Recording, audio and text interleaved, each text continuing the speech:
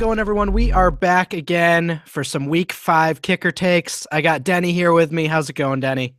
It's going well. I feel like our week 4 kickers fared pretty well, especially Josh Lambo, which I have to say I'm not sad about that. That came through. He came through for me. Yeah, while John Kuhn was probably the biggest storyline in that game, we did get Josh Lambo, Yeah. so that was good as well. Jeez, Kuhn. Oh, I've never seen a fullback just snatch away a passing touchdown like that before. I mean, and it has to be him, right? I mean, the number one vulture of all time has to be Yeah. the guy who steals your tight end's touchdown. And I mean, I can't imagine the number of fantasy games that hinged on that play. Incredible. And he still gets tackled at the one, and then he runs it in the next play. If you haven't seen that, there's a reason to go watch Game Rewind for sure. Yeah. So I won't spoil the article, but there is a nice little beginning here. Denny talks about some Brian McManus food takes, and I was laughing, so you should definitely check that out if you haven't. All right, but anyway, let's get into some kicker plays here. So some of the more expensive plays, you're kind of looking at Stephen Gostkowski this week against the Browns. A lot of storyline heading into this week for the Patriots, obviously with Tom Brady back. What do you see here? Well, I guess this is just stack your Patriots week in daily fantasy, and it makes sense. They have a lot going for them. They're a 10.5-point favorite. I'm looking for their implied total, which I'm not seeing at the moment. You know what? 28.25. It's the highest of the week. Okay, there we go. So, a lot of people are going to play Brady. A lot of people probably going to put Edelman in there. You might as well throw, if you have room, if you can spend $5,100 on a kicker, which is down, I believe, $200 from his peak, from Gostowski's peak this year. If you have the room, you might as well, because they're going to score a lot of points. And, like we always say, we chase points when we're choosing kickers. So he's in a good spot. And I've seen like the narrative thing where the Patriots have struggled against the Browns over the last so many years. But I mean, I feel like Gostkowski is pretty insulated here regardless, Yeah. His splits with Brady in and out of the lineup are pretty crazy. So he gets a lot of opportunity. And like we talked about, accuracy doesn't matter. That's not what we're looking for, but it doesn't hurt that he is so laser accurate. I have him in a couple lineups so far, but it is pretty tough to get him in there at that price. Yeah, absolutely. Certainly a pricey play, but if you got an extra 300 or 400, certainly take a look. We do have some mid-priced options this week. Last week was a little egregious, with some of those value plays, so we just kind of went with those. But Chris Boswell against the Jets, I mean, with Le'Veon back in the lineup, it certainly looks like this Steelers offense is going to roll. Yeah, the one drawback with Boswell, as I said in the article, is that the Steelers go for 2 points, more often I think than any other team over the past 2 years, and kind of at random, right? I mean, they went for 2 at the beginning of the game, their dismantling of Kansas City, which was a little surprising. But so he's going to miss out on some extra points, But as far as passing yardage correlating with kicker points, I mean, this just screams Boswell in that case, because the Jets are just bleeding fantasy production and yardage through the air to every opponent. And the Steelers are moving it at will at home. Obviously, if this were an away game, I might be hesitant because they're just not the same offense on the road, but they're at home. So I do think Boswell is a good play. And I would guess, and let me know if you differ here, but I would guess that he'll have very low ownership. Yeah, I mean, I think, as you mentioned, it's going to be Patriots week, whether you like it or not, in terms of ownership. I mean, I'm certainly intrigued. I'm probably going to be throwing Gostkowski in quite a few. So, yeah, I especially with, a couple other of these names we'll get into in a sec. But with those names around, certainly might get some low ownership there. Brandon Brandon McManus, 4,700 against the Falcons. What are you looking at here?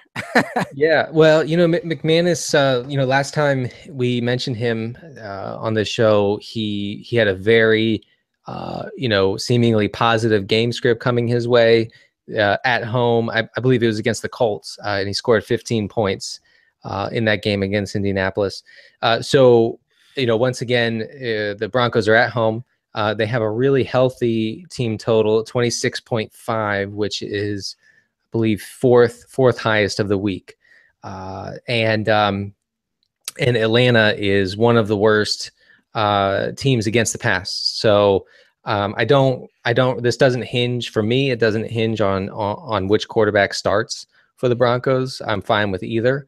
And McManus is a full $400 less than Gostowski. And I would say reasonably, he has as much of a ceiling as the Patriots kicker. So I really like him this week. I like him and his sushi takes, which are surprisingly informed. Yeah, I think the big storyline with Denver so far this year is that their defense is just as good as last year.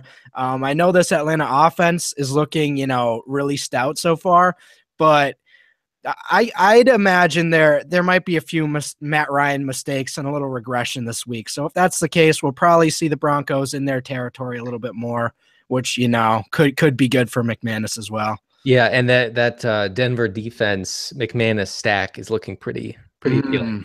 Certainly with you on that one. So we got another one here: Adam Vinatieri and the struggling Colts versus the Bears. Yeah. Personally, I think this is an interesting week to maybe look at, Luck and Hilton. So I think Vinatieri is certainly in play as well against this Bears team that, they won last week, but I don't know. I don't see how they pull this one off, Yeah, and even if the Colts are probably very bad, right? That's just kind of a reality that's dawning on people. Maybe Andrew Luck is bad. I know we're not allowed to say that. We're not allowed to say that in public, only in the privacy of our own home. But Vinatieri, this matchup is not bad for a few reasons, and one of which is that the Bears defense is shockingly good inside the red zone. And that's bared out in that wasn't a pun, I swear. That's bared out in Sure. Yeah, I swear. I have not been planning that for 3 days. They're giving up 2.5 field goal attempts per game in 2016, which is a nice number. I believe that's in the bottom 10 or top 10, however you want to look at it. So again, we have a mid price guy. He's 4,700. Yeah, I would lean McManus and Boswell over Vinatieri, but as I outlined in the article, it's a surprisingly good matchup for him. Yeah, and so I think that's an interesting little thing you throw out there about the Bears. Good in the red zone, so they're gonna let up chunk yards. But if you're getting Vinatieri field goals, that's all you want. And yeah, I like Luck, but I think at this point, he might still be hurt, and it's ugly out there. He's not looking great, so certainly something to look at. As far as low-priced guys, we're looking at Mason Crosby versus the Giants, a game I like for correlation plays, especially with maybe getting a little contrarian with Odell Beckham, which sounds really bizarre at this point, but based on the news. But yeah, Mason Crosby is an interesting guy in this game. Yeah, well, I guess for OBJ, we're looking at a 20 target game coming up against against the Giants. I think so. Against the Packers, yeah. So the Packers, I'm kind of shocked by the spread and their total. It's 27.5 total for the Packers. They're 7.5 point favorites. That just seems generous to me. Maybe the Giants are terrible. I don't know. But this comes down to Jordy Nelson, and we've seen time and again over the past 2 or 3 years that this Green Bay offense doesn't function without a healthy Jordy Nelson winning one-on-one matchups, and that's what he's been doing the last couple of weeks. And the Packers offense has looked spectacular, especially in their last game against Detroit. So here they are again at home. If Jordy is Jordy, then we can expect this team to move the ball through the air like they usually do, and that's what we're looking for with kicker plays. And Crosby is, the minimum price, 4,500. I think he's a very appealing guy and one of the low price kickers, one of the rare low price kickers who has a really nice floor. Yeah, and the Vikings made Aaron Rodgers and that offense look really bad, 2 weeks ago. But with the hindsight and information we know now, it's kind of like, oh, you know what? Hey, maybe the Vikings are just really good. Obviously look good against Detroit. And yeah, as you mentioned, healthy Jordy going to equal more points for this team. Yeah, and one little tidbit I threw in there that I found interesting. So in 2014, which was the last time that the whole Packers offense was healthy, Mason Crosby had 14 field goal attempts in 5 games where the Packers won by a touchdown or less. So if you think that this game will be somewhat close, within a touchdown, I don't know, maybe that's not close, but if you think it'll be within a touchdown, he should have plenty of opportunity. I like that call. Interesting. Okay. So any other kicker takes you want to get off before we sign off for the week? I would say that just real quick on Blair Walsh. I don't know if I would have the nerve to play him anywhere at this point, because that guy is so messed up from that miss last year in the playoffs against Seattle.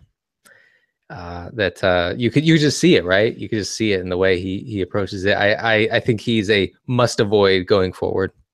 Interesting. Yeah, I mean, with specialty players like that, a kicker, a golf swing. I know you're a golfer, baseball.